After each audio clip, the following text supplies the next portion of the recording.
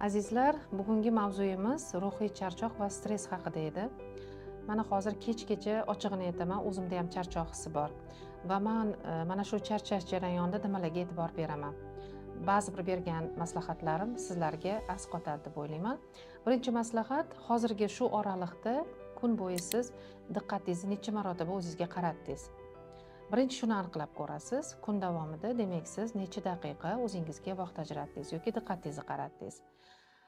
Ba'zi bir vaqtda bizning xatoyimiz mana shu menni unutishimiz, boshqalarga ko'proq e'tibor berishimiz, demak charchoq hissini birinchi zarbalardan, birinchi nagruzka deymiz, ya'ni og'irliklardan biri hisoblanar ekan. Ikkinchisi, o'zim ko'proq mana shu jarayonda nima xohlayapsan, nima yeging kelyapti, nima ichging kelyapti, kim bilan gaplashging keldi, senga qanaqa kayfiyat yetishmayapti deb birozgina o'sha yumorni beraman, o'zimga kayfiyat beraman. Chunki kayfiyatni berganingizdan keyin, demak mana shu hujayralarimiz, markaziy nerv sistemasidagi o'sha boshqaruv tizimi biroz aktivlashadi, ya'ni faollashadi. Va uchinchisi, bugun siz kim bilan ko'proq munosabatda bo'ldingiz? Albatta, oilam bilan bir kun davomida 3-4 marotaba bog'lanaman, ulardan yaxshi energiya olaman va men ichki xotirjamlikni his qilaman. Hozircha shu.